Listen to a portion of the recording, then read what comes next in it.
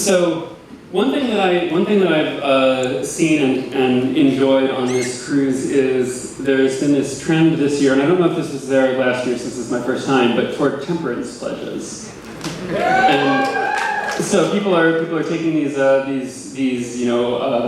Wi-Fi temperance pledges, which I'm not one of those people. Elevator temperance pledges and so on, and they're vowing not to do these things. But what I was really happy to see a post by one of the pastors, David, I think, who saying that he was taking a temperance pledge.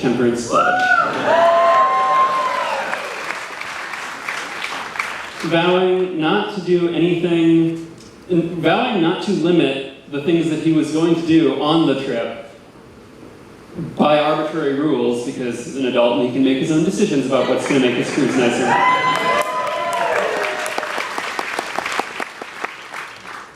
Which I wholeheartedly approve of, but unfortunately, I had already taken a temperance pledge not to take any self-referential temperance pledges, which would lead to a paradox. And then I took a pledge to just stop being so damn meta about everything. And incidentally, Stop Being So Damn Meta About Everything is my Paul and Storm cover band.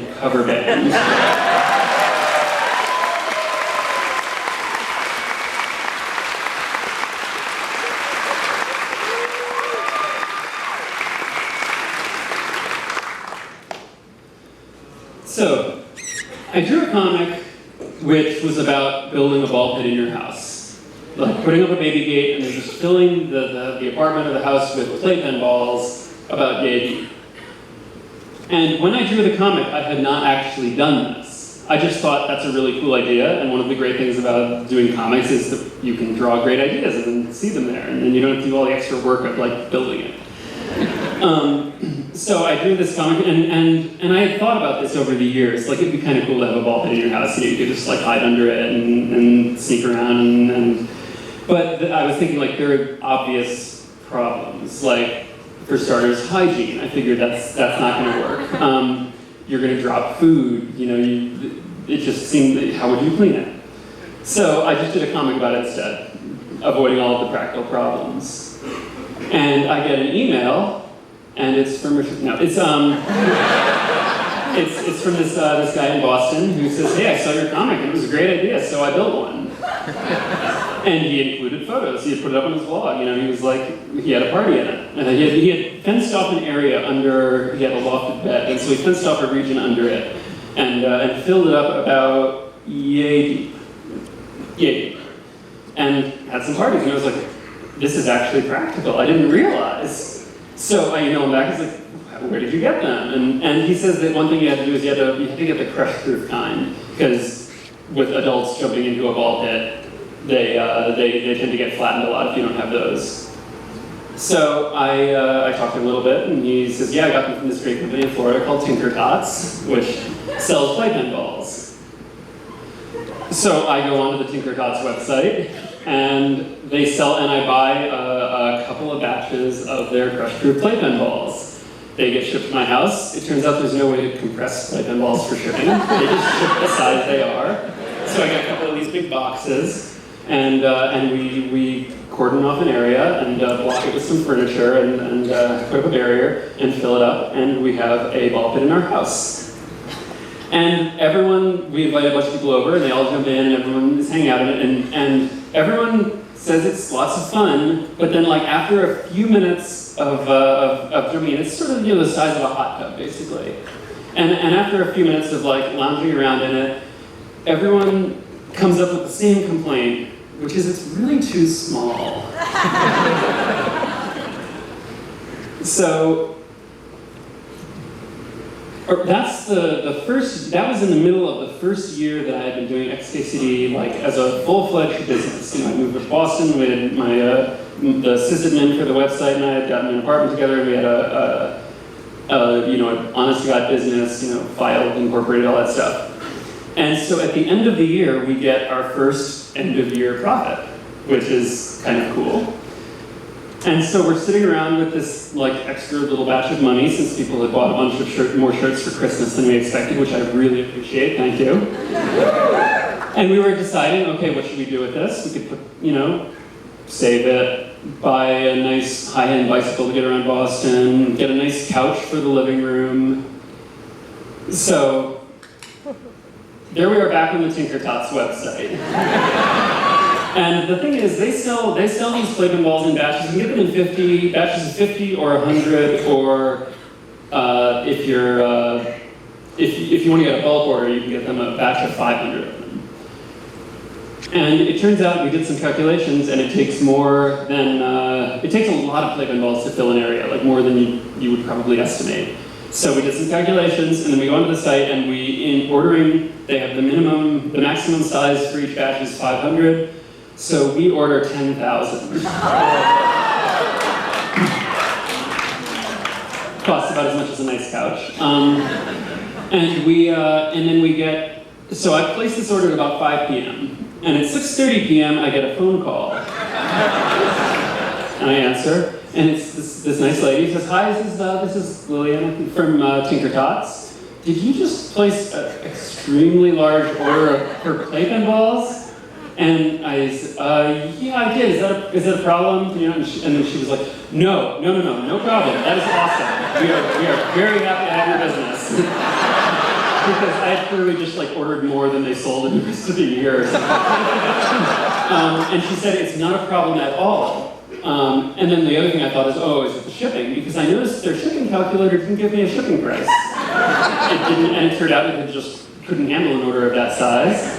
And she said, "Okay, so we do need to figure out shipping. We need to get a separate payment for you for shipping. We can cover." The thing is, we have to rent a truck for this because, again, there is no way to compress playpen balls for shipment. But they're like, "We'll take half the cost." It didn't turn out to be too big a problem. And about 4 or 5 days later, this truck pulls up in front of my apartment, and a guy unloads a big 2.5 by 2.5 by 2 foot box, and carries it in, puts it in our front hall, goes back out, comes back in with another one, goes back out, and I quickly realized the front hall is filling up and the guy is showing no signs of stopping. So we start hurriedly carrying them up the stairs, coming back down, he's brought more of them, we bring them up, and he ends up bringing in the 20 or so boxes that it took. We opened them all up, and we poured them. We had actually, since we knew they were arriving that day, we built a structure to cordon off half of the room. And it turns out it has to be pretty strong, so we had to sink some bolts into the wall and to anchor this wall that would hold them in. And then we bring up all the boxes and one by one pour them in. We have a couch in the middle. We thought that might be good. And it starts filling up and up and up and up, to about here, filling most of the living room.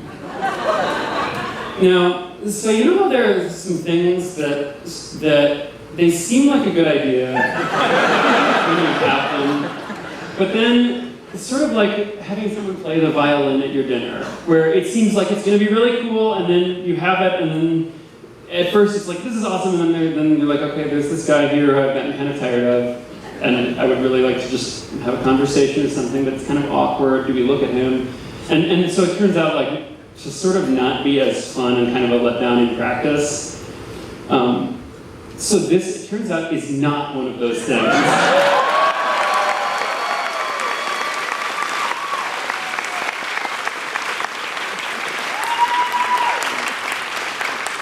This was awesome. What we did, the next thing we did is we built a rack mounted along the ceiling. We couldn't drill into the ceiling. It's old Boston plaster that would come apart. So we had a set of rails coming from one wall to the other, and we hung a projector and had it project onto the opposite wall. And then on the inner wall of the ball pit, we put holders to hold all the game console controllers. And if you've never lounged around in a 3-foot deep, 10,000 ball pit, let me explain what it's like. It's actually, as you sink deeper into them, the McDonald's things, which I only vaguely remember, I haven't been since I was 3, 4, or 5 or whatever. they're not that deep, so you pretty much just, as you move around, it jostles the balls around. You know, they are very lightweight. You know, they don't resist you. But the deeper you get, the more friction there is, and the more weight there is compressing them together, and the harder it is to get them to move. So there's a point, like a stasis point, about 2 feet down in a ball pit, you know, maybe 1.5 feet, where a person's weight isn't enough to push the balls aside, and you just like sink into it sort of to around that point, and then you just settle.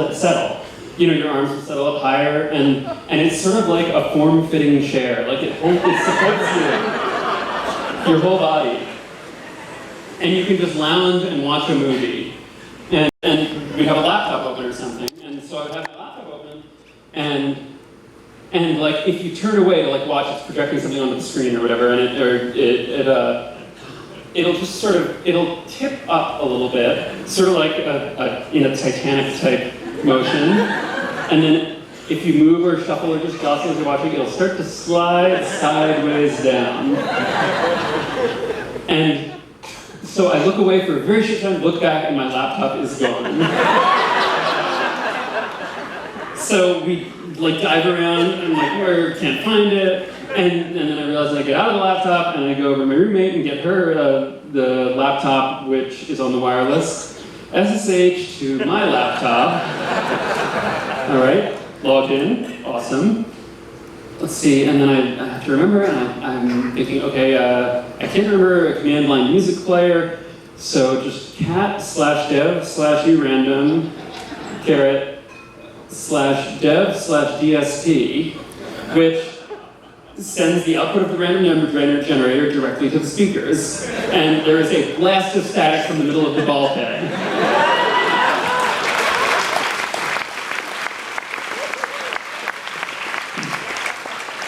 And I jump in and follow it straight to the missing laptop. And we actually did a really good job. We had a strict set of rules about what you could bring into the ball pit.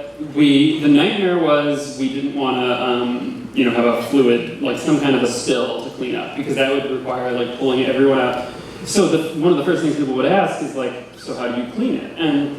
And the way I thought about it was, I was thinking like, if you don't get it messy, like, I guess it's sort of like a couch, like you sit on a couch, but you don't clean a couch, right? And then I realized, like, am I supposed to be cleaning my couch? I haven't been cleaning my couch. But, we had the ball pit in that apartment for 3 or 4 years, and it was fine. And we had very strict rules about no eating, no bringing food in. You could only have drinks if they were in spill-proof containers, and the only spill-proof containers we could find were those little kid, brightly colored containers, which I guess sort of fit the whole vibe. But, and no leaving fluids in the ball pit that you brought in with you, and because the ball pit that my friend built ended up turning into his roommate. She sort of took it over, and it turned into sort of the lesbian hookup ball pit. Every time she brought a date home. But the ball pit was a big hit, and one of the things was that we would have parties, and people would come in, and we'd put a movie on the projector on the opposite wall, and it, like I said, it's really surprisingly comfortable. It just sort of supports you, and you fall asleep. So, if you remember what I said about the laptop and how it will sink slowly, it turns out that a person in the ball pit, over the course of a movie, will also sink slowly if they don't move a little bit now and then to bring themselves back up, bring their buoyancy, and push them back up to the surface. So frequently, we had people fall asleep in the ball pit and then just disappear.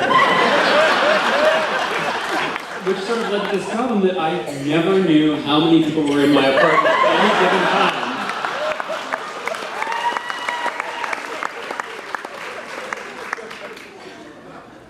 And the one thing that I did manage to figure out, so what I was thinking about this, and I was thinking, the way the ball pit supports you, everywhere you are, it's sort of, you have no, there's no, you don't see anything. It's like a sensory deprivation chamber kind of. And if you open your eyes, you can breathe fine, There's the balls that they fill up about, and by the way, for the 4 years that I had the ball pits, the incessant balls puns, you'd think they would have like slacked off, but it was just a steady stream the whole time. So you can just make those jokes.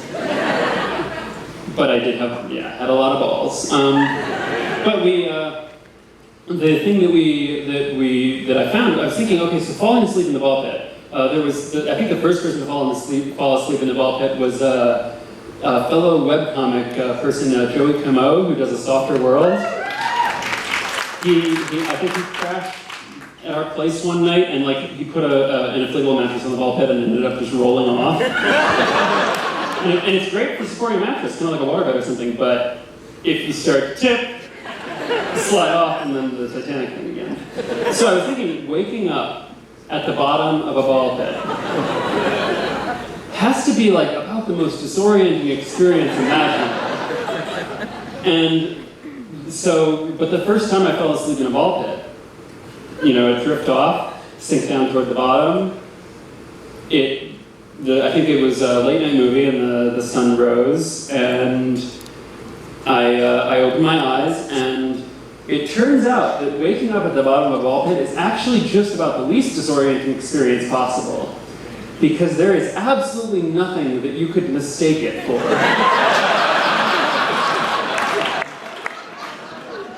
So I woke up, I see bright colors, just surrounding, can't focus, and in a split second, I fell asleep at the bottom of a ball pit. I don't remember what day it is, where I am, or what that was like. But what I did find out, at one point we cordoned off half of the ball pit.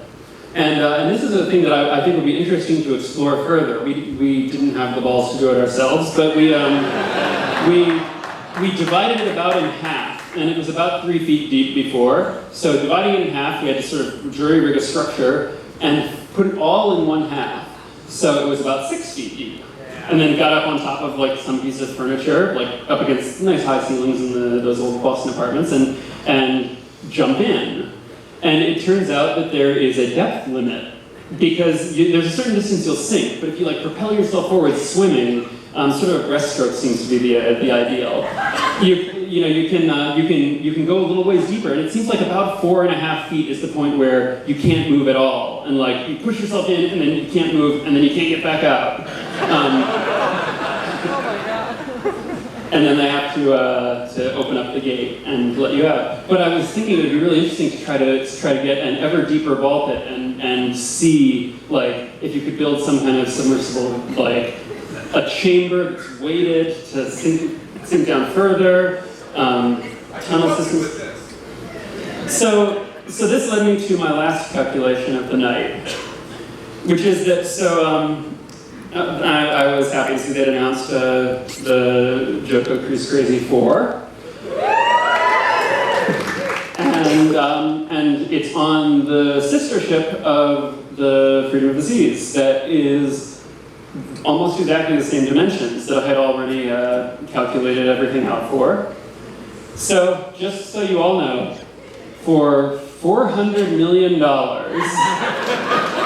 and 2 billion playpen balls, we could fill this ship to the top. Thank you.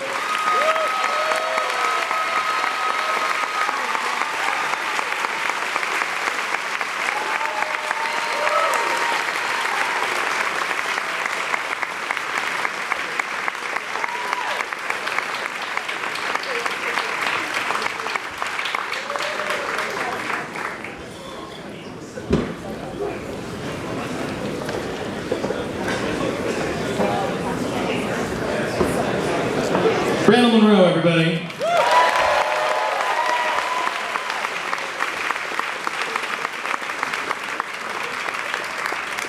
I noticed that he was about a minute over. So, unfortunately, we're going to have to dock his pay. We need a couple minutes to set some stuff up here, but I was just thinking that if we wanted, we could set up a Kickstarter project.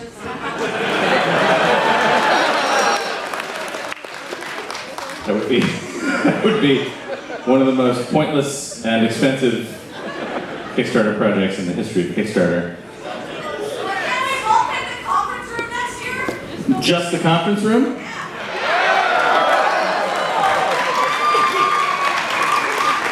It's not a bad idea. But yeah, if we're going to ball pit the conference room, we're going to ball pit it all the way. We'll create some sort of, diaphragm on the door so that you can just sort of...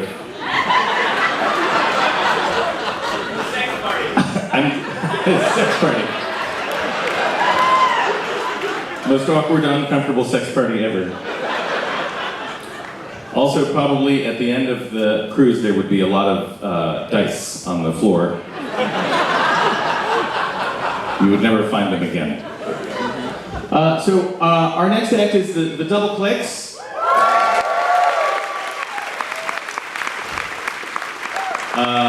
I met these guys through Paul and Storm and their ever-expanding Woodstock empire.